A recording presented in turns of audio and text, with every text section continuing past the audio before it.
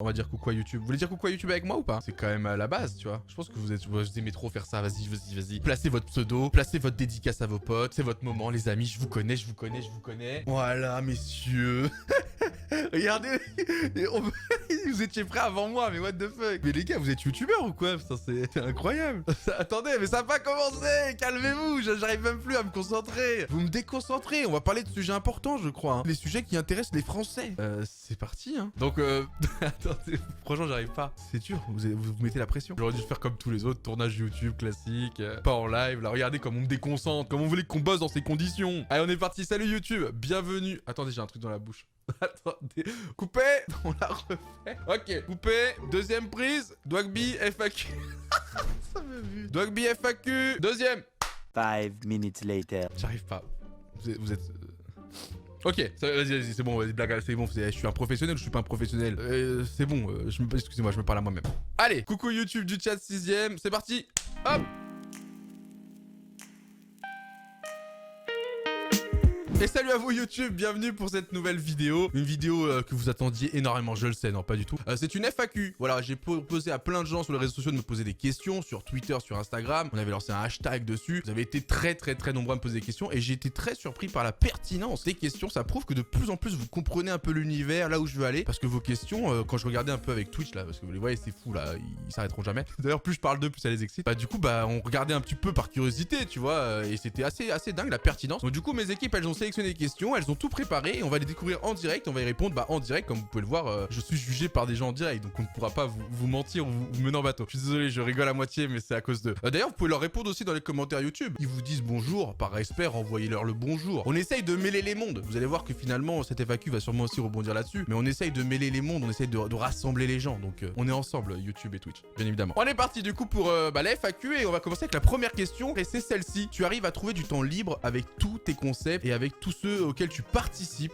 Mais putain, oh oui d'accord, ouais, quand je disais que ça démarre dur, ça démarre dur. Alors est-ce que j'arrive à trouver du temps libre? Pour être très transparent, pas tant que ça. C'est peut-être un effort que je vais devoir faire cette année. Alors après c'est différent parce qu'en fait ça c'est une très bonne question. Déjà ça commence sévère. C'est quelque chose que je m'étais beaucoup demandé et en vrai de vrai trouver du temps libre quand tu entre guillemets passes beaucoup de temps focus sur ta vie professionnelle, c'est super important pour l'équilibre psychologique, pour la pertinence de tes réflexions, etc. C'est même pas une question de slack pour slack et passer du bon temps, tu vois. C'est plus le côté où quand tu vas revenir, tu seras plus au taquet, mieux dans ta peau, etc. Donc c'était quelque chose qui m'inquiétait énormément parce que l'année dernière, donc plutôt l'année 2019, j'avais charbonné de ouf, mais en termes de temps, tu vois. En termes de temps, j'avais charbonné. En termes d'efficacité, en vrai, je me suis rendu compte avec l'expérience que je passais des fois beaucoup de temps pour faire des trucs qui en demandaient pas tant que ça finalement. Mais ça, tu l'acquiers au bout des mois, des projets, t'acquiers de l'expérience, c'est-à-dire de plus en plus facile. Et donc en fait, je croyais que je charbonnais de ouf, c'est juste que j'exploitais mal mon temps et donc je m'étais dit putain, si ça continue comme ça, au bout d'un moment, je vais craquer, tu vois, je suis un être humain quoi qu'il arrive. Et au bout d'un moment, t'en peux plus. Donc j'avais recruté des gens dans mon staff principalement pour pallier à ça. Et en fait, je me suis rendu compte que plus je recrutais des gens, plus du coup justement je gagnais du temps parce que du coup je pouvais déléguer certaines choses et du coup plus en fait j'engageais des nouveaux projets. Donc en fait ça n'avait pas du tout résolu le problème. Donc c'est ça qui m'avait un peu inquiété du coup pour cette année en me disant mais en fait je suis fou. Plus j'engage des gens, plus j'ai du temps libre, mais en fait plus du coup je travaille sur de nouveaux projets. Et je sais pas si vous l'avez vu en ce moment sur YouTube, il y a le Cup qui arrive, il y a Cariton VIP. Du coup ça s'arrêtera encore moins du coup. Donc cette année je me dis il va falloir que je trouve l'équilibre dans tout ça. Donc pour être très honnête actuellement non pas tant que ça. Parce que tu l'as bien compris entre ce que j'organise donc en off, donc ce qui se passe hors caméra. Ensuite le temps que je passe devant la caméra à tourner mes émissions, etc. En plus c'est du live donc ça te demande quand même une certaine concentration, etc. Plus le fait que je fasse plein de trucs avec des potes et que je fasse aussi d'autres projets. Alors par exemple là j'ai lancé une nouvelle chaîne YouTube où c'est 1 heure avec, donc c'est une émission que je fais sur Instagram où je prends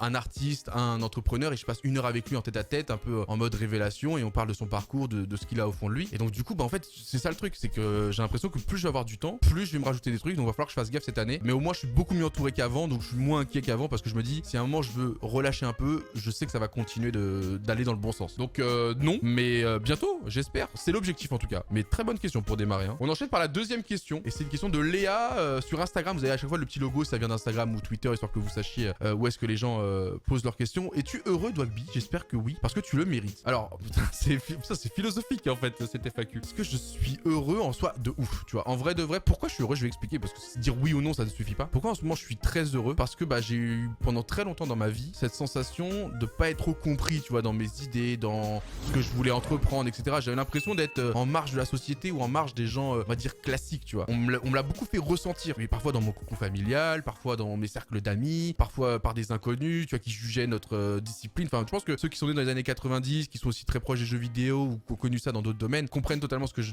suis en train de dire. Et donc, du coup, bah, en vrai, ça m'empêchait d'être heureux, tu vois, parce que bah, je trouvais pas ma place en soi. Donc, en vrai, déjà, premier effet qui fait qu'aujourd'hui je suis heureux, c'est ça. C'est le fait que je me dis, mais putain, en fait, maintenant, ça a tellement évolué, j'ai tellement connecté avec ma génération et sûrement les suivantes, les plus jeunes, et même les anciennes, enfin, même les générations passées, commencent à rejoindre le truc, tu vois. Maintenant, je parle de plus en plus avec des gens de 40, 50 ans qui s'intéressent, qui posent des questions pertinentes, alors qu'il y a 5 ans, je parlais avec ces mêmes personnes-là, leurs questions, elles avaient aucun sens. Vous voyez ce que je veux dire ou pas? Donc, du coup, même ça, je suis trop fier parce que j'arrive à reconnecter les darons, on va dire, même si maintenant je commence à être presque un daron, les darons en même temps avec ma génération, donc génération 90, 2000, et même maintenant, je me dis, même ceux qui naissent après 2000 sont dedans, ils comprennent, en tout cas, ils respectent. Et donc, rien que ça fait que je suis assez heureux, en tout cas plus heureux qu'avant. Premier point. Et deuxième point, c'est la liberté. Et ça, vraiment, c'est super important pour moi. C'est-à-dire que, enfin, toute ma jeunesse, je me suis dit, mais genre, c'est quand que je vais pouvoir décider ce que je fais, tu vois? Genre, vraiment, surtout à l'adolescence, tu te poses beaucoup cette question-là, t'as l'impression de rien décider, quoi. T'as l'impression de rien décider. Et en fait, la liberté, tu la gagnes déjà dans un premier temps en arrivant à être à l'aise au quotidien, tu vois? C'est le premier pas pour pouvoir avoir l'esprit tranquille, etc. Et donc, j'ai acquis, on va dire ça, avec les années de travail, les années de souffrance, les années de sacrifice. Ça fait qu'aujourd'hui, je suis un peu plus posé, même dans mon esprit, dans mes relations avec les gens aussi, alors qu'avant, j'étais peut-être plus dur, j'étais peut-être plus strict, j'étais peut-être plus agressif, mais sans le côté violence, hein, mais agressif dans mes propos. Alors qu'aujourd'hui, je suis beaucoup plus apaisé, beaucoup plus truc parce que j'ai ma liberté, parce que je peux monter mes projets, les amener dans le sens que je veux, avec les gens que je veux, etc., etc. Et ça, c'est un premier point. Alors après, on n'est jamais libre, hein, parce que bah forcément, la société te rappelle que tu dois payer tes impôts tous les ans, que si tu t'arrêtes de bosser, bah t'es qu'une merde. Enfin, tu vois ce que je veux dire. Donc on n'est jamais réellement libre non plus. Mais après, il n'empêche qu'en vrai, en France, on a quand même beaucoup de chance. Mais j'ai beaucoup souffert de ça, d'un certain manque de liberté et un certain manque d'égalité des chances. Vraiment, ça a été deux choses qui m'ont beaucoup marqué dans ma jeunesse. Et c'est pour ça que j'ai adoré le monde du gaming. C'est qu'en vrai, dans le monde du gaming, j'ai retrouvé cette liberté et surtout cette égalité des chances. Même si on va dire que ça va être le cas de moins en moins parce que forcément, vous allez avoir des gros groupes qui vont prendre le contrôle de certaines choses et qui vont essayer de bloquer ou de faire en sorte que ça tourne autour d'eux par réseau, etc. Moi, j'essaye d'empêcher ça. C'est pour ça que je suis à mon compte aujourd'hui, que j'essaye d'entremêler tel streamer avec tel streamer alors que de base, ils se connaissent pas ou parfois ils pouvaient pas se saquer. Mais voilà, avec la maturité et l'envie de proposer des choses bien plus intéressantes que ce qu'on fait aujourd'hui, on arrive à trouver des passerelles. Moi, c'est un peu mon rôle. En tout cas, moi, je ressens mon rôle comme ça de ouf. Et donc, ces deux choses-là font qu'aujourd'hui, ouais, je pourrais dire que je suis clairement heureux. Voilà. Après, il y a plein d'autres choses, hein. Le bonheur ne se résume pas à de détails, hein. Dans ma vie personnelle, ça va très bien aussi, etc. Mais ça va, hein. Laissez-moi tranquille quand même.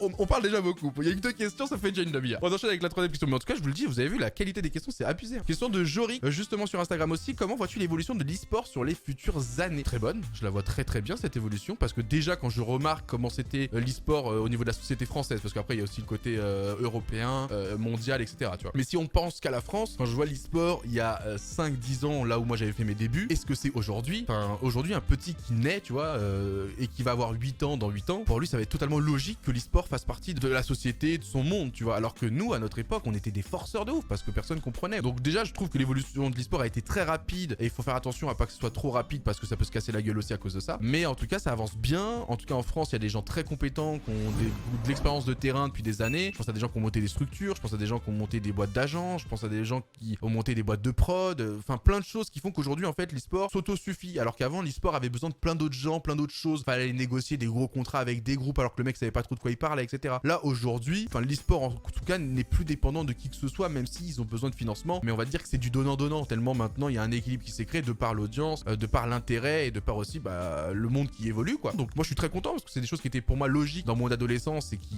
pour moi j'étais en mode mais c'est quand que ça va être vraiment pris au sérieux, et aujourd'hui clairement ça va très bien, donc je me dis que ça peut que s'améliorer. Moi je serais pas du tout choqué si dans 4 ans, 5 ans, alors c'est peut-être encore tôt, surtout en France où on connaît c'est un peu lent, mais imagine dans 5 ans, je suis pas choqué s'il y a une grosse compétition de gaming sur TF1, tu vois, à 20h, tiens, pas le truc que tu mets à 2h du mat, camouflé sur ta 3e chaîne, de la TNT camouflé. Non, ça c'est parce que c'est encore une niche, tu vois. Mais je serais pas choqué vu à la vitesse d'où ça va, que dans 3, 4, 5 ans, voire peut-être plus parce qu'on est quand même en France, que sur les chaînes principales télévisuelles à des heures de prime time, il y ait justement des compétitions e-sport. Je pense que ça arrivera. Et c'est juste qu'aujourd'hui, il y a encore un conflit générationnel qui fait que, mais dans tous les cas, là, les générations qui sont en train de vieillir, on est tous entre guillemets sensibilisés à ça, donc au bout d'un moment c'est même ça qu'on va vouloir nous regarder à la télé. Donc après la télé n'est pas du tout l'objectif final, hein, mais c'est pour dire à quel point vous allez voir que le monde va continuer d'évoluer. Et vous voyez, vous écoutez peut-être moins la radio aujourd'hui, mais si vous écoutiez un peu la radio, il y a beaucoup de gens qui font de la radio sur Twitch en parallèle parce qu'ils ont compris, qui mêlent du jeu vidéo, donc ils font des promotions particulières avec des éditeurs, chose qui avait beaucoup moins le cas avant. Et pourquoi il y a tout ça? Faut pas être dupe, c'est parce que maintenant c'est un vrai business, quoi. Maintenant c'est un vrai business, il y a beaucoup d'argent à se faire, et du coup bah forcément dès qu'il y a de l'argent à se faire, t'as tous les petits requins qui arrivent et qui prennent Donc vous allez voir. Après 5 ans, je suis peut-être un peu optimiste, tu vois. Mais j'ai toujours été optimiste. Peut-être dans 10, tu vois. Peut-être dans 10. Mais je serais pas du tout choqué. Vous l'aurez entendu ici avant les autres. Le relou. Oh, ah oui. D'accord. Comme j'ai dit, j'ai pas moi qui ai choisi les questions. Tu as des regrets sur la tier list. Alors pour YouTube, je sais pas si vous avez tout courant parce qu'on n'a pas sorti du tout ce moment-là sur YouTube, mais j'ai vu que ça avait pas mal tourné. En gros, sur Twitch, j'avais fait un live où en gros, je voulais donner mon avis sur des streamers et on va dire impact dans l'écosystème du streaming et l'évolution dans l'écosystème. Bon, ça avait été très maladroit. Je pense que le concept de tier list de base était stupide et ça, je l'ai directement reconnu. Et en même temps, les faits ont fait que je me suis retrouvé dans un truc un peu coincé. C'est-à-dire que normalement, même quand tu fais une tier list, alors que le fond était bon, mais la forme ne l'était pas, quand tu fais une tier list, logiquement, même à la fin, t'es censé te reprendre, revoir tout. Et moi, j'ai pas eu le temps parce que j'ai enchaîné direct par une émission avec Gotha. Donc tout ça a été fait un peu à la va-vite, et j'étais un peu dépassé, on va dire, par l'événement. Tu vois, et ça, je pense que tout le monde l'a compris. D'où le message. En fait, je me suis excusé sur la forme, mais en soi, le fond était très bienveillant. Je pense que les gens qui ont écouté mes propos sont en mode, ok, il a juste donné son avis. J'ai même vu des gens comme Joueur du Grenier dire, mais en fait, Doc, t'as juste donné ton avis. C'est les communautés qui ont mal réagi ou les streamers qui ont pris pour leur ego et qui ont sûrement un peu mal réagi aussi. Donc après, j'ai mes torts aussi, tu vois, parce que j'ai provoqué entre guillemets un peu ça avec une idée que j'aurais peut-être dû réfléchir un peu plus. Surtout que ça me ressemble pas de ouf, donc je peux comprendre, tu vois. C'est pour ça que j'ai pris quand même la peine de m'excuser, même si pour moi le fond était vraiment très positif. C'était pour dire, regardez à qui on doit, enfin selon moi, hein, encore avec mon avis, c'était regarder à qui on doit ce qui est aujourd'hui l'e-sport et le gaming et le streaming en France actuellement, tu vois. C'était un peu ça. Alors après, c'est vrai que même donner son avis sur des grosses carrières en si peu de temps, comme ça, de manière spontanée et tout, c'est maladroit. Avec le recul, c'est extrêmement maladroit. Mais en fait, le fond du truc, et je veux vous le dire très honnêtement, le fond de ce truc-là, c'était de se dire, alors après, c'est peut-être une impression que j'ai, mais ça à vous de me le confirmer. Pourquoi chaque streamer essaye d'enfermer sa communauté autour de lui-même? Moi, le vrai fond, c'était ça. C'est pourquoi chaque streamer se dit, il y a que moi qui existe, avec ma propre commu, que moi. Alors que, bah, vous voyez comment je suis. Quand je fais un concept, j'invite plein de mecs. Les gens pensent que c'est parce que j'ai besoin d'eux. Non, c'est parce qu'en fait, c'est ce qui m'anime, c'est ce qui m'excite, de rassembler les gens, de créer des relations humaines, de mêler les forces pour faire des choses plus grandes, tu vois. Et ça, bon, ceux qui me connaissent depuis des années le savent parce que j'ai toujours fait ça, que ce soit avec des gens qui sont très populaires ou des gens qui l'étaient beaucoup moins à l'époque. C'est juste que je suis comme ça. Moi, j'ai besoin d'être dans un groupe pour sortir le meilleur de moi-même. Si je suis tout seul, je m'allonge sur le canapé et je fais rien, gros. Enfin, je suis comme ça, tu vois. Donc ça, c'est ma nature. Personne va me changer. Mais je comprenais pas. J'étais en mode, mais pourquoi tout le monde se renferme sur lui-même alors qu'en fait, si on se rassemblait et si on comprenait chacun nos forces et si on comprenait chacun notre impact de notre côté, on pourrait justement faire plus. Parce que je leur disais même aux streamers et on en parle beaucoup entre nous. C'est pour ça que je trouvais ça bizarre parce que les discussions que j'avais eues avec certains streamers en off où ils étaient totalement d'accord avec moi et bizarrement publiquement, bah ils pouvaient pas être d'accord avec moi. J'étais en mode, mais c'est chelou, mec, c'est pas cohérent, tu vois. Mais bon, peu importe, ça c'est encore autre chose. Mais du coup, mon fond était là. C'était en mode, on devrait tellement se rassembler au lieu de se battre pour les 10 000 viewers qui traînent sur Twitch et que bah oh j'en ai 3000, toi t'en as 2000, oh lui il en a 1500, faut pas qu'il perde les 1500. J'étais en mode, bah pourquoi on n'essaierait pas juste d'aller chercher plus de monde en fait? On se rassemblerait intelligemment pour faire des concepts et des choses intelligemment pour justement aller chercher plus de monde. Et en fait après j'ai compris, j'ai entendu beaucoup de retours de beaucoup de streamers qui sont très intéressants et c'est parce qu'en fait c'est mon point de vue et en fait tout le monde ne doit pas aussi avoir le même point de vue. T'as des streamers qui sont en mode, bah en fait moi je veux pas ça, doit. Il est en mode, bah moi en fait ce que j'aime bien c'est être pépère dans mon salon, enchaîner mes heures de live avec un jeu que je cartonne et c'est tout ce que j'aime. Et j'étais en mode, bah en fait ouais il a raison, tu vois, dans le fond j'étais en mode, il a pas tort en fait. C'est pas moi qui dois imposer comment les choses doivent se faire. Après je vous l'ai dit, c'était un truc très simple que je voulais faire en live 1 heure ou 2 avant d'aller en master kill et parler un peu avec mon chat. Je pensais pas que ça allait prendre cette ampleur là. Je trouve au contraire que c'est les autres qui m'ont donné trop d'importance, tu vois. Donc honnêtement oui j'ai des regrets parce que la forme était dégueulasse et j'aurais dû m'en rendre compte avec l'expérience que j'ai. Est-ce que le fond l'était? Je sais pas. Et en même temps tout ce que j'ai dit, enfin c'était quand même très positif. Enfin je sais pas, c'était pour donner de la motivation. Après c'était très maladroit et ça je le reconnais et je le referai pas. Mais c'est bien, au moins on a posé le sujet. Salaud. Sale question, va. Sale bâtard. Excusez-moi. Je règle des comptes perso. Esteban, tu arrives à te rendre compte de l'influence que tu as dans le gaming. Putain, l'enchaînement est bien, ouais, je le staff. Hein. Je crois qu'ils ont peut-être fait exprès, mais l'enchaînement est propre. Non. La preuve que non. La preuve totalement que non. La question d'avant te prouve que non. En fait, pour moi, je me vois toujours, et ça, même, je n'ai discuté avec Squeezie et même avec Kota, qui me rappelle à chaque fois de mes mecs, c'est plus le Dwagby qu'on connaissait il y a 2 piges où tu nous aidais. Bon, Squeezie, moins le cas, mais où en fait, on se parlait beaucoup entre nous et en fait, on faisait des projets ensemble et en fait, personne savait que j'étais dans les bails, tu vois. Et en mode, t'es plus ce Dwagby là, donc j'étais en mode, putain, oui, en plus, ça vient d'eux, alors que eux, c'est des mastodontes de leur domaine, tu vois. Donc j'étais en mode, c'est vrai, ils sont pas tort. Et j'ai beaucoup discuté avec Squeezie après la tier list, tu vois, il m'a appelé, pour ça, je vous dis, le mec est super humain. Il m'a appelé, il m'a dit, putain, Dwag, bon, ça m'a fait marrer, mais ton truc, putain, fallait oser, quoi. J'étais en mode, mais mec, je pensais pas que j'allais faire ça. Et lui, il m'expliquait, il me dit, bah, rends-toi compte que pour certains, vu que t'es dans ce domaine depuis X années, que maintenant t'as fait ça, bah, pour certains, quand tu dis ce que tu penses, ça a une certaine valeur. Et moi, je me suis jamais vu en tant qu'influenceur. Je déteste ce mot. J'ai toujours dit, je donne mon avis, je donne mes ressentis, et après, chacun est libre de penser et de faire ce qu'il veut. Au contraire, c'est nos différences qui font la beauté du truc, tu vois. Et Squeezie m'a rappelé ça, et j'étais en mode, en vrai, il a pas tort, tu vois. Et non, la preuve que non, en fait, je m'en rendais pas compte. Et c'est vrai que cette tier list m'a fait en prendre un peu conscience. Je vais être très honnête. En vrai, j'avais besoin d'une petite queue là, on m'a mis ma petite queue là, et tout va bien, tu vois. Genre, pour moi, je suis pas là pour influencer les gens, je suis là pour partager un truc que j'ai au fond de moi, un truc qui m'anime, un truc qui me passionne. Et s'il y a des mecs qui s'y retrouvent, bah, let's go, on y va ensemble, tu vois. Genre, je suis un rassembleur. Ça existe ça? Un rassembleur, je préfère ça qu'un influenceur, tu vois. C'est pour ça que j'ai toujours du mal avec le mot influence. Et Squeezie, il m'a tapé sur les doigts, il m'a dit arrête. Arrête, Doc, maintenant faut que tu t'en rendes compte, ok? J'étais en mode ouais, mais c'était pas l'objectif, gros. Un rassemblateur, ouais, voilà, rassemblateur. Hein. Mot pas français, faudrait l'inventer, on le met dans le dico et c'est bon. Mais super question encore une fois. On enchaîne avec une autre question et c'est une question encore Instagram. Hein. Je vous l'ai dit, Instagram, ils étaient bouillants. Denis, pourquoi es-tu si pacifique? Ce n'est pas une critique, loin de là. Alors, il y a plusieurs aspects à ça. C'est-à-dire que quand je suis dans le taf, donc je suis une horrible personne. C'est-à-dire que je suis perfectionniste, je regarde le moindre détail. Quand je donne un délai, faut que ce soit respecté ou alors qu'on me prévienne que ça va pas être respecté avant que je m'en rende compte. Donc en fait, c'est faux. Je suis pas du tout un mec gentil. Peut-être qu'en live, en fait, je parais gentil parce que c'est mon défouloir, c'est mon moment de détente le live. Tu vois, je lance le live pour oublier toutes mes conneries. Et en fait, je pense que ça a été une thérapie qui était dans ma vie indirectement. Ouais, ça a été mon rendez-vous de psychologue pas prévu, tu vois. Le fait d'être avec un chat, d'échanger, de partager, ça attire ma curiosité. J'apprends grâce à vous, j'évolue grâce à vous, j'essaie de vous renvoyer l'appareil. Tu vois, c'est un jeu, tu vois. Donc en live, mec, je vis mes meilleurs moments. Donc effectivement, peut-être qu'en live, je parais tout le temps gentil. Maintenant, je suis un être humain, les gars.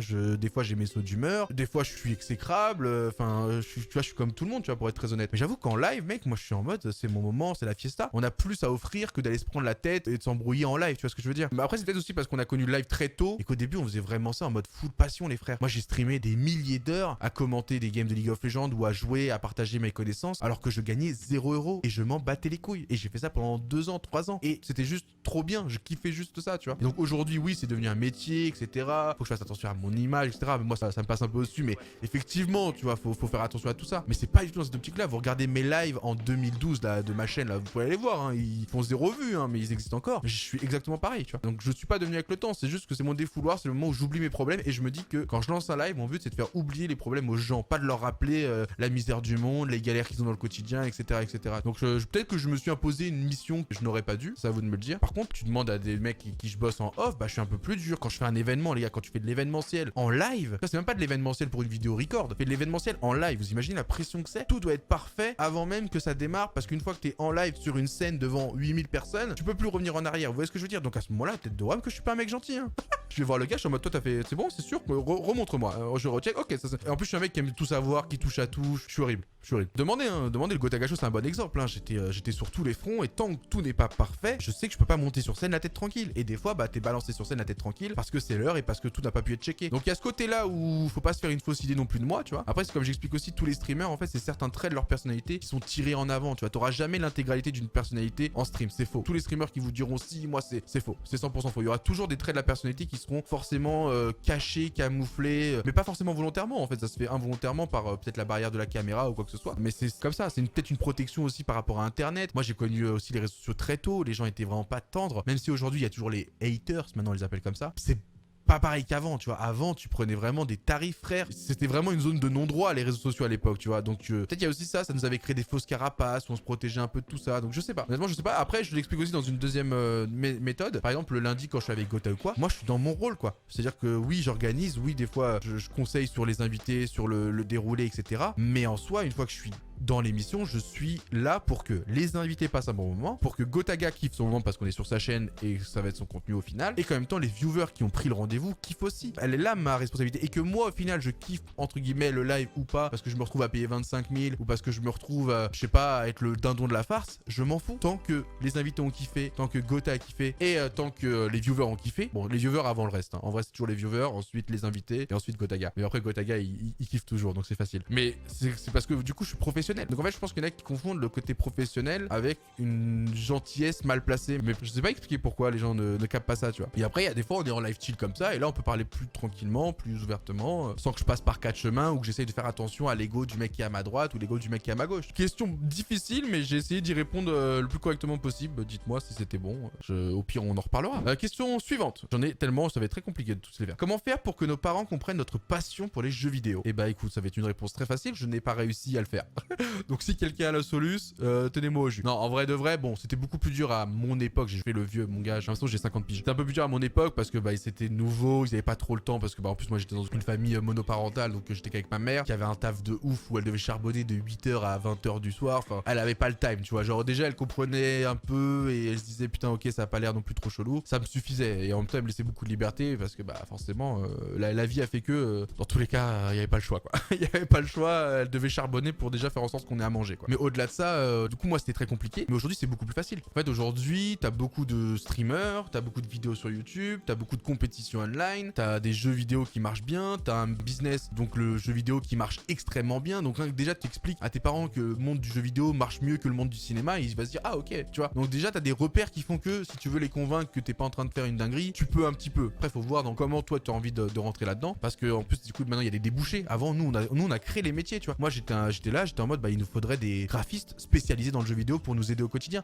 Et c'était il y a 8 ans, il y a 10 ans, c'était bizarre, tu vois, à l'époque. Aujourd'hui, c'est totalement normal d'avoir des graphistes qui connaissent le milieu du jeu vidéo, la manière dont on s'adresse à telle communauté, etc. C'est normal aujourd'hui. Donc, avant, il n'y avait pas autant de points d'appui pour essayer d'expliquer, on va dire, à d'autres générations. Maintenant, tu peux. Et deuxième chose que je te conseillerais, c'est de partager des moments de jeu vidéo avec eux. Je sais que c'est pas facile, je sais que parfois, peut-être qu'ils sont même pas chauds ou quoi, mais si tu arrives malin à le faire, ils vont comprendre qu'en fait, quand tu es en train de jouer au jeu vidéo, t'es pas juste un débile qui regarde son écran et que tu dois réfléchir à 1000 trucs. Enfin, moi, je vous l'ai dit, hein, ceux qui jouent à Fortnite, proposez juste de faire une game de Fortnite avec votre père ou votre mère. Franchement, no joke, en essayant de lui expliquer, tu vois. Comme je le fais avec vous quand je joue, essayez de lui expliquer. En mode, bah là, on va faire ça parce que si, parce que ça. Et à la fin de la game, si elle te regarde pas en mode, mais en fait, t'es un putain de génie qui a 200 IQ, je comprendrais pas, tu vois. Parce que je pense qu'ils n'ont pour certains parents, bien sûr, hein, pas tous, il y en a qui jouent, il y en a qui comprennent. Mais je pense qu'il y en a qui n'ont pas conscience de ce qui se passe quand tu fais du jeu vidéo compétitif à ce niveau-là, etc., etc., tu vois. Donc, moi, ce serait les deux manières. Leur montrer que c'est un milieu maintenant qui existe et qui va durer et que c'est pas juste un endroit où tu vas te perdre, quoi. Et deuxièmement, c'est de leur partager le jeu et en étant didactique, tu vois. Va pas lui expliquer, alors là, tu dois faire un 90. Non, commencez pas comme ça. Là, tu vas, tu dis, bah écoute, on a des constructions qui va nous permettre de nous protéger par rapport aux ennemis. Faut toujours faire attention à ce qui se passe, faut anticiper, tu vois. Faut essayer d'expliquer. Je pense que ce seraient les deux seules manières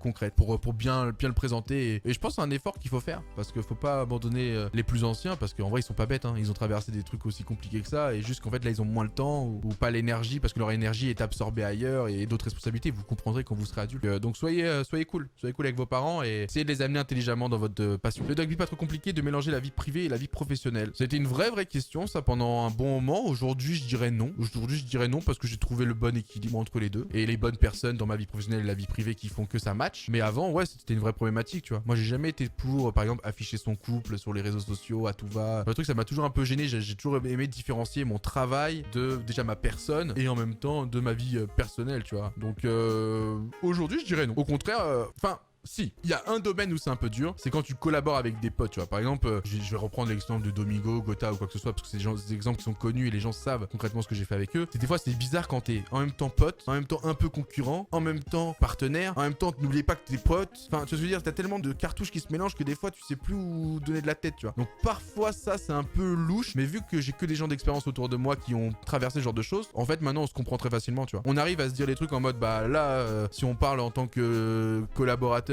ça c'est no way, tu vois. Par contre, en tant que pote, je te conseille de faire ça. En tout cas, moi, c'est ce que je fais, tu vois. Quand Gotha il me demande un conseil, je suis pas en train de me dire, alors mon intérêt là-dedans, il est. Non, je suis en mode, bah moi, je serais à ta place, gros, je ferais ça.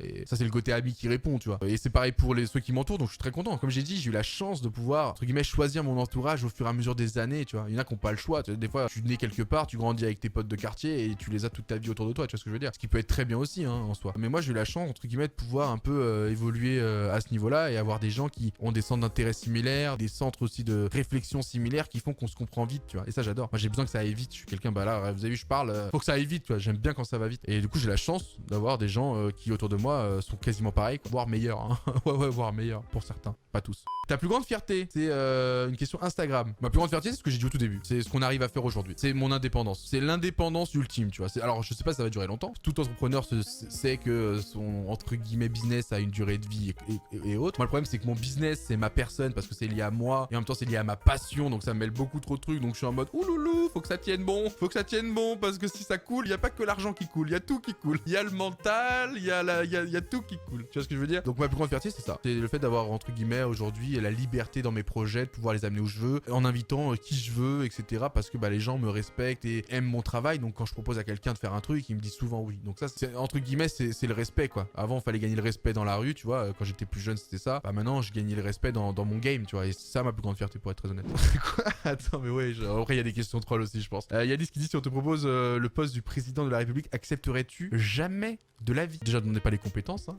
Mais jamais de la vie, gros. Ça doit être tellement dur d'être président de la République en France, en plus de ça. Et surtout, vu les temps qui courent. Et surtout que, en fait, tu sais même pas s'il a vraiment le pouvoir de changer les choses. Tu vois, moi, je suis toujours dans le doute, mais est-ce qu'il a vraiment le pouvoir de changer les choses ou est-ce qu'au bout d'un moment, c'est pas lui qui décide, tu vois, genre, sans faire le complotiste, hein, mais t'es en mode, qui décide au final? Genre, qui décide? Parce qu'il y a des trucs, tu vois, comme je dis, l'égalité des chances, cette forme de liberté aussi. aussi. C'est des trucs qui devraient être logiques et pourtant ça l'est pas. Donc je suis en mode, ça reste un être humain qui a aussi une fragilité et des émotions. Donc s'il pouvait vraiment changer les choses tout comme ça en un claquement de doigts, il l'aurait fait, tu vois. Donc je suis en mode, si ça bouge pas, c'est qu'il y a d'autres bails, tu vois, et on peut pas savoir. Donc sans faire le complotiste, je sais pas si c'est si facile, tu vois. Et donc non, encore moins envie de mettre. Je suis très bien là où je suis, très bien là où je suis. Ce n'est pas une question, mais merci, moi aussi je vous aime. Comment tous ces concepts géniaux sont créés? As-tu un staff qui gère ça? Ah bah on en a parlé un petit peu tout à l'heure. Comment les concepts sont créés? C'est des impulsions que j'ai eues très jeune et que j'adapte entre guillemets avec le temps d'aujourd'hui. Donc tu vois, c'est là où j'ai toujours voulu amener le game petit à petit, subtilement, à travers quand je rentrais chez Millennium et tout. Mais à chaque fois, c'est pas moi qui maîtrisais tout, tu vois. Donc je donnais 20-30% d'une idée et on faisait un petit peu autour pour que ça arrange tout le monde. Alors qu'aujourd'hui, maintenant, je peux aller vraiment au fond du truc. Donc en fait, c'est un peu toute l'expérience que j'ai accumulée où je me suis dit putain, ça devrait ressembler à ça. Et bah du coup, maintenant, j'ai vraiment le pouvoir de le faire. Donc je m'évade dans mon imaginaire. Je vais rechercher un petit peu ce qui m'anime et ce qui m'a animé depuis ma putain d'enfance. Et je me dis en fait, qu'est-ce que j'aurais aimé voir quand j'étais plus jeune? Qu'est-ce qui m'a manqué? Et je reprends l'exemple de Netflix. Hein. Mec, Netflix, je suis pas le seul. Hein. Je pense que beaucoup de gens des années 90, même peut-être avant, même années 80, ils pensaient aussi.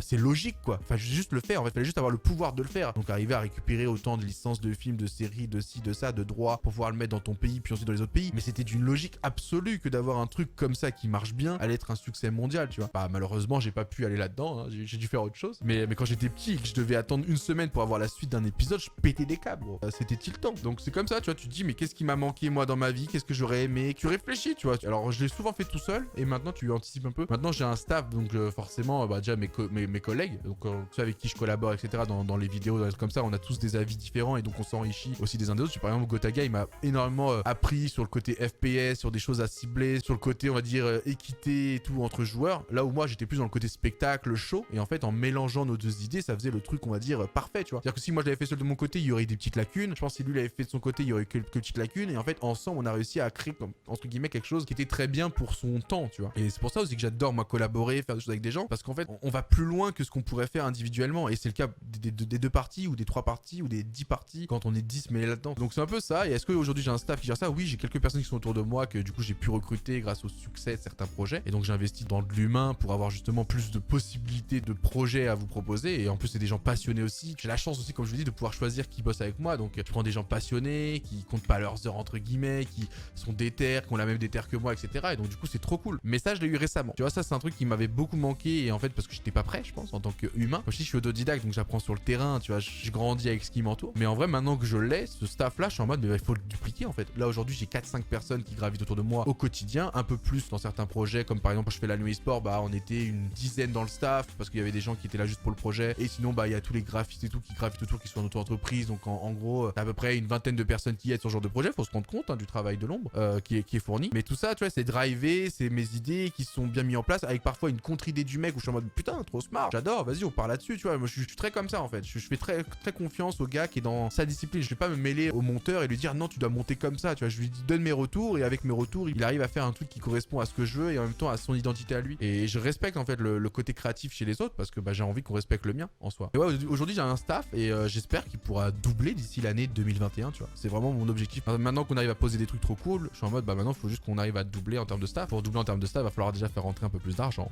J'ai pas vous de mytho. Mais on va y arriver, Déjà ça a très bien avancé, je suis très heureux. Une autre question, salut Dogby, aura-t-il un carry en VIP? 2, j'ai trop aimé, tu as trop géré. Et bah oui, voilà, oui, on a beaucoup parlé sur Twitch, mais je sais que pour vous, vous avez pas toutes les infos tout de suite, parce qu'on n'a pas encore annoncé sur les réseaux sociaux, ce sera sûrement déjà fait au moment où la vidéo sortira sur YouTube. Mais oui, du coup, vendredi, je peux te donner la date, hein, parce que nous maintenant on la connaît. Vendredi 24 avril à 19h, carry ton VIP édition 2, donc ça arrive très vite. Hein. J'ai pas blagué, hein, quand je vous ai dit si vous kiffez le truc, on en refait un deuxième très vite, bah j'ai pas blagué. Donc ça arrive très vite. Et peut-être qu'il y en aura même un troisième, on verra. Après, ça c'est l'avenir qui le décidera, et surtout vous qui le décidera. Finissez la phrase. Combien de temps penses-tu travailler par jour? Vas-tu prendre un peu de repos les prochains jours? Tu t'y donnes beaucoup et ça nous fait plaisir. Question de Emric sur Twitter avec le hashtag de BFAQ. Combien de temps je travaille par jour? Mec, j'ai l'impression d'être tout le temps en train de taffer. C'est-à-dire que quand je taffe pas, je réfléchis par rapport à des trucs, tu vois. Genre même avant de m'endormir, j'ai plein de trucs qui me viennent. Quand je me réveille, j'ai des trucs qui me viennent, donc je note. Donc, est-ce que tu considères que ça c'est du taf? Ou est-ce que le taf c'est quand t'es assis sur ta chaise en train de, tu vois ce que je veux dire, de faire un truc? Donc je sais pas, tu vois, j'ai l'impression que c'est tout le temps sauf les moments où je suis en stream. Les moments où je suis en stream, c'est le moment où ça y est, j'ai fini entre guillemets le taf et en fait je fais streamer et kiffer. Mais pour certains, le stream est un taf aussi, tu vois. Donc je sais pas qu'est-ce que tu considères être taf ou pas. Pour être très honnête, j'ai l'impression d'être tout le temps dedans. En fait, c'est le problème quand t'es archi passionné et que en plus de ça, t'es dans plein de projets, plein de choses. C'est-à-dire que soit je suis en rendez-vous avec des gens que j'essaie de convaincre d'investir dans ce genre de milieu, soit soit je suis en rendez-vous avec des streamers, youtubeurs que j'essaye de regrouper pour faire des choses intéressantes comme dans Carriton VIP où je les ramène, je leur explique. C'est beaucoup de gens qui ont des gros plannings. Donc soit je fais ça, soit je fais ça, soit je suis en stream, soit je suis en train d'inventer une émission parce que on vient de finir un projet donc faut penser au projet d'après, soit je suis en train de faire ma comptabilité, soit il y a tellement de trucs les gars. Il y a tellement de trucs qu'en vrai j'ai l'impression d'être tout le temps dedans. Et est-ce que je vais prendre un peu du repos? La dernière fois que j'ai pris du repos c'était il y a 4 mois maintenant. Et en fait pendant ma semaine de repos, vous savez ce que j'ai fait? J'ai créé Box Fight Warrior. Je vous jure que c'est vrai. J'avais une semaine de repos en début d'année parce que j'en pouvais plus. Tu vois, j'étais en mode si 2019 s'enchaîne avec 2020 c'est pareil, je vais die. Et pour la seule semaine de repos que j'ai eu, j'ai créé Box Fight Warrior, j'ai appelé des gens et j'ai pu avoir le financement pour proposer Box Fight Warrior à mon retour. Donc en fait le repos après je l'ai fait chill, tu vois, je l'ai fait beaucoup plus chill que ce que je fais d'habitude. Donc je sais pas. Mais bientôt des jours de repos, je pense que j'en prendrai parce que là j'avoue qu'avec le confinement de toute façon tous les jours se ressemblent, on stream tous des heures et à côté je continue de faire les projets et tout. Mais je pense que ouais, après le confinement j'aimerais bien prendre 2-3 jours chill. Le problème c'est que quand t'es streamer et tout, tu peux pas prendre trop de temps non plus, tu vois, tu peux pas disparaître du paysage pendant trop de temps. Mais genre 2-3 jours chill, pas chez moi, en fait j'aimerais juste pas être chez moi. Je pense pour le coup je commence à en avoir marre là de ces 4 murs, j'ai envie d'aller voir autre chose. Donc juste déjà partir, pas forcément loin mais dans un autre environnement, je sais pas, je prends un Airbnb à 2 heures de Paname avec des potes et basta, tu vois le délire. 3 jours basta, on chill, on parle pas taf. Mais mes potes me disent ça, ils ont été honnêtes, ils m'ont dit Dwag, en vrai le problème avec toi c'est même quand on part en vacances, t'arrives toujours à parler tout le temps du taf. Et je suis en mode mais c'est parce que c'est pas du taf. Je suis en mode c'est parce que je suis passionné par ça et en même temps c'est parce que aussi j'ai responsabilité. Donc je suis en mode c'est facile de dire ça quand c'est pas toi qui as les responsabilités. Mais bon, ça c'est encore un autre débat. Mais effectivement il faudrait que j'apprenne à déconnecter. Parce qu'en vrai je déconnecte jamais vraiment, tu vois. C'est à toi de te dire maintenant stop. Et ça par exemple Squeezie est trop fort là-dedans. C'était l'un des premiers à me dire mais Dwag là il faut que tu apprennes à faire une pause. Tu vois tout le monde pense que ouais gros youtubeur et tout. Mais en vrai le mec m'a plus appris humainement alors qu'il est plus jeune que moi. Parce qu'il a traversé aussi des trucs assez huge que au niveau streaming YouTube, tu vois. Et il m'a dit Dwag là tu vas faire un burn-out. C'est il y a longtemps. Il m'avait dit ça il y a 6 mois ou 8 mois. Et en vrai il avait raison. Juste que moi je le voyais pas venir le truc. Donc ça m'a fait trop plaisir, tu vois. Quand ça vient d'un mec qui a de l'expérience et tout et qu'en plus tu te rends compte qu'il a raison avec le temps, t'es en mode putain, il m'a peut-être évité de faire une connerie, tu vois. Trop cool. Est-ce que tu penses que Valorant sera un jeu avec beaucoup d'ampleur comme Fortnite, LoL? Et si oui, penses-tu faire une genre de cup sur Valorant comme la Dwag Cup? Question de Guillaume sur Twitter. Alors, j'aime pas du tout comparer la hype des jeux. Ça, je trouve que c'est vraiment maladroit de faire ça. Est-ce que ça va buzzer autant que Fortnite? Non, je pense pas. Fortnite, ça a été dans tous les cas un énorme tournant, un énorme virage dans le monde du gaming et ça le sera éternellement, comme l'a été un moment League of Legends dans l'e-sport, où ils ont vraiment expliqué à Blizzard comment ça marchait, quoi, pour être très transparent. Là, bah, Fortnite a expliqué, on va dire, à Riot comment ça marche quand tu veux chercher du grand public et pas uniquement une niche. Après, est-ce que c'était les ambitions de Riot? Ça, je sais pas, je suis pas dans leur petite bulle. Mais j'aime pas comparer parce que chaque éditeur a son histoire, a ses valeurs, etc. Donc, c'est un peu le jeu de bah, c'est quoi qui va marcher demain? Tu sais, on cherche tous le nouveau Fortnite, entre guillemets. Déjà, Fortnite, je pense que c'est loin de mourir, même si là, il passe une période, on va dire, un peu difficile. Je pense que c'est loin de mourir parce que le jeu peut rebondir beaucoup. Alors, peut-être pas qu'ils retrouveront la hype d'antan, mais en tout cas, mourir, ça va pas arriver tout de suite. Mais est-ce que Valorant va marcher autant? Non, je pense pas. Je pense que le jeu est très frustrant. Je pense que le jeu est très élitiste. Je pense que c'est très dur de trouver du fun dans ce jeu-là, malgré tout. Donc, le côté e-sport va être très développé comme Riot sait le faire, et ça, on va kiffer pour ceux qui aiment ce genre de jeu. Par contre, le côté grand public, je pense qu'il va jamais toucher autant de monde que ce que Fortnite a touché. Alors que Fortnite, vous avez vu, ils ont réussi à faire des partenariats avec Marvel, ils ont réussi à se placer dans des Avengers, dans le film, tu vois, c'est des trucs, mec, c'est insane. Rendez-vous compte ce que Fortnite a réussi à faire, c'est dans la bouche de tous les êtres humains, que ce soit un daron, un petit, un médium, vous comprendrez ça comme vous voulez. Tout le monde comprenait le mot top 1, tout le monde comprend ce que c'est aujourd'hui, le mot top 1, tu vois. Alors que Headshot,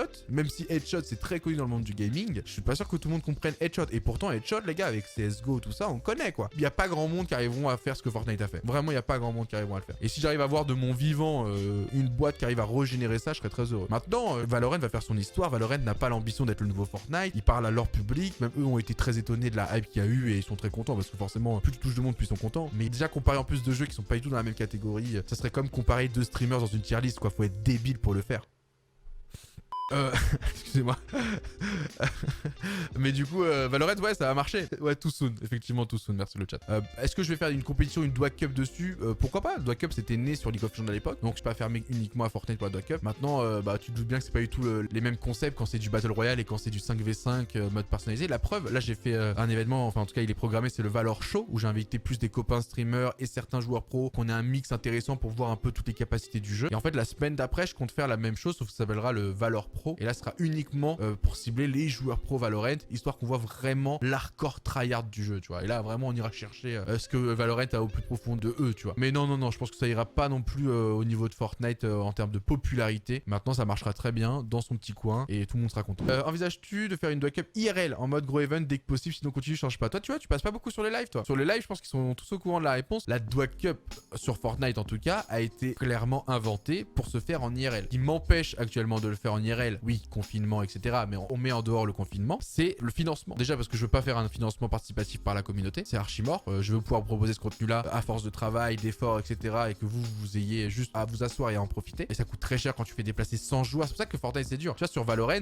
tu fais déplacer 4 équipes de 5, ça fait 20 personnes. En 2 semaines, je t'organe l'event, tu vois. Fortnite, tu dois faire déplacer 98 joueurs dans une salle où tu dois accueillir entre 3 et 5 000 personnes minimum. Ou alors tu prends la Corotel Arena, tu vois. Et ce qui est très difficile, parce qu'après, il faut le remplir, c'est 20 000 personnes. Donc c'est des grosses responsabilités. Il faut des gros partenaires qui y croient, qui mettent un peu la main à la poche, parce qu'actuellement, je n'ai pas l'argent pour le faire. Sinon, je l'aurais déjà fait. Parce que moi, si je le fais, je veux pouvoir payer le déplacement à tous les joueurs. Sinon, ça n'a aucun sens. C'est pas être en mode, tu joues la doc up IRL, par contre, tu te débrouilles pour venir, tu vois. Non. Si je prends tout en compte, on est dans un budget entre 200 et 350 000 euros. Rendez-vous compte. C'est un truc qu'au fond de moi que j'aurais envie de faire une fois déjà pour montrer un peu le plus gros potentiel, parce que j'ai tout un concept justement sur cette doc up IRL et que j'aimerais justement le mettre en place. Mais en attendant, elle reste online, et en vrai, online, les gars, ça coûte tellement moins que ce que je viens de vous dire en termes de somme, mais vraiment beaucoup moins, quoi. Donc il y a une vraie différence entre faire une doc up comme je le fais actuellement, qui coûte déjà un prix quand même, hein, faut quand même s'en rendre compte, et faire une doc up en IRL. Ça coûte une blinde. Même si je mets les billets, on va dire, d'entrée payant, donc je sais pas, à 5, 10, 15 euros, qui sont quand même des prix abordables pour des spectateurs, c'est pas ça qui va rembourser les 300 000, quoi. Et encore, si tu prends la Corotel Arena, comme je vous dis, certes, il y a plus de place, donc plus de budget de participation du public parce qu'ils payent leur place pour participer au show, même si ça sera retransmis gratuitement en live. C'est mon objectif en tout cas, dans mon concept. Bah, si tu prends la Corotel Arena, c'est plus de 300 000 euros qu'il te faut. Il te faut 500 000, tu vois, parce que bah, le prix des lumières, le prix du son, etc. n'est plus le même que si t'as une petite salle. Donc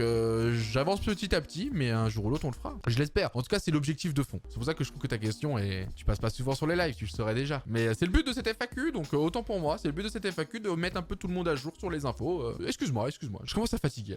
Question qu'on t'a sûrement déjà posée. Que penses-tu de l'état actuel de Fortnite? Envisages-tu de continuer tes projets sur d'autres jeux comme tu as pu le faire sur Valorant dernièrement? Ah, tu vois, lui, il suit. Oui, je suis pas bloqué sur Fortnite, je pense que les gens ont compris. J'ai fait un peu de Warzone. S'il y avait déjà les parties personnalisées sur Warzone, j'aurais déjà fait un événement ou deux, mais Activision pour l'instant, c'est pas ce qu'ils font. Mais voilà, il y a des... Oui, je suis pas fermé, c'est clair et net. Au contraire, en fait, j'ai réussi à structurer mes capacités avec mes gars pour justement créer de l'événementiel, peu importe le fond ou la plateforme, pour justement avoir un contenu toujours de grosse qualité, si justement j'estime que c'est pertinent en son temps, tu vois, avec ce que demande le public principalement. Donc je suis pas du tout fermé à d'autres jeux. Maintenant, Fortnite, il y a encore plein de choses à faire et j'ai encore plein de projets prévus cette année pour Fortnite, et je me connais, plus je vais commencer à me remettre les mains dedans, plus je vais avoir de nouvelles idées. Et qu'est-ce que je pense de l'état actuel? Je suis très inquiet, pour être très honnête, je suis très inquiet. Alors après, j'invente rien, pour ceux qui sont hardcore en train de suivre la communauté, vous allez être sûrement en accord avec moi. Les serveurs ont l'air de vraiment peser sur les joueurs pro et la scène compétitive. En fait, déjà, faut se rendre compte, et ça, peut-être que je ferai une émission de débat, vous me dites si ça vous intéresse aussi sur YouTube, avec certains joueurs pro parce que nous, on a vécu plusieurs périodes, tu vois. On a vécu League of Legends, on a vécu même avant Starcraft, tu vois. On a vu plein de scènes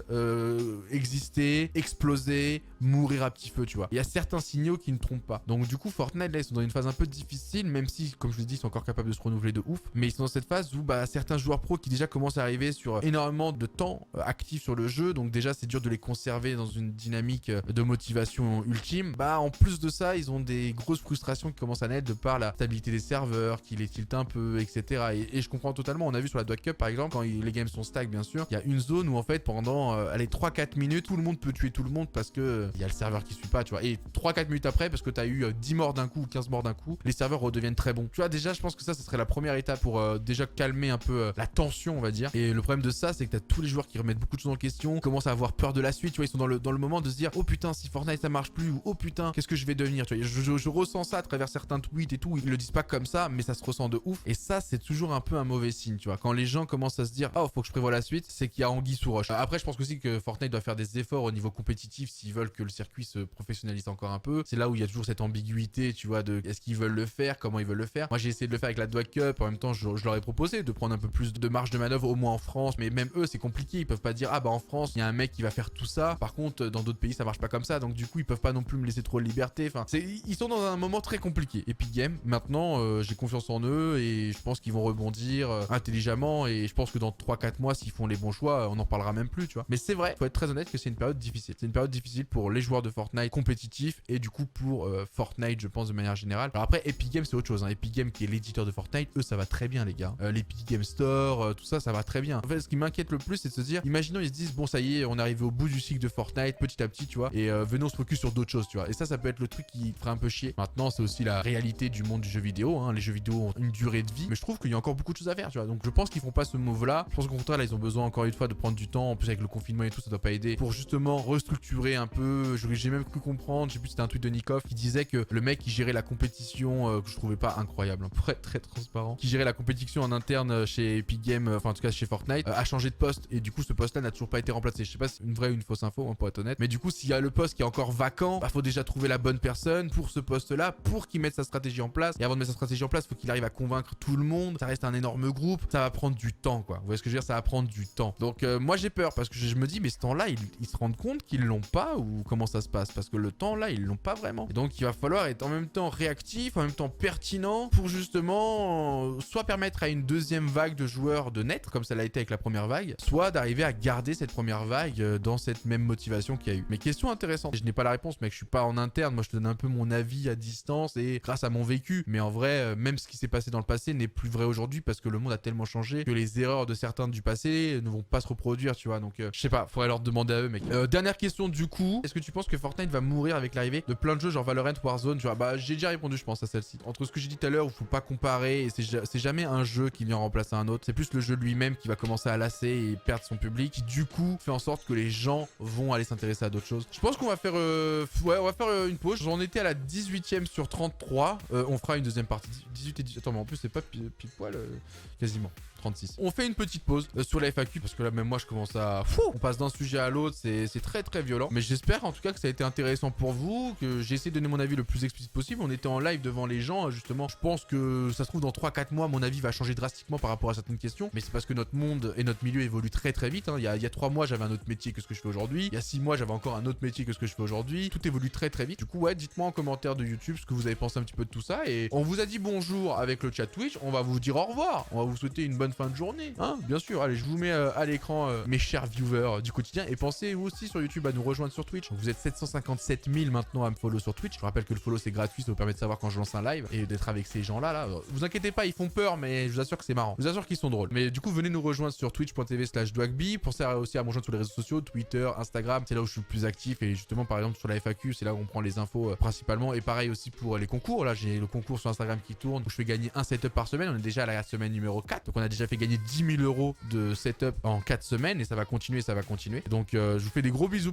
sur YouTube. Merci de votre fidélité. On a bientôt atteint le million, ça se trouve on aura atteint le million d'ici là, et peut-être que ça sera dans la prochaine FAQ. Qu'est-ce qui se passe pour le million et tout. Posez des questions. Le Dwagby FAQ va continuer de tourner un peu, je pense. Donc continuez de poser des questions là-dessus, et on fera une partie 2 justement pour d'autres questions et d'autres moments privilégiés comme ça. Je vous fais des gros bisous YouTube. Je vous dis à très bientôt, et merci encore pour tout ce que vous nous apportez. Vous êtes les meilleurs. La bise.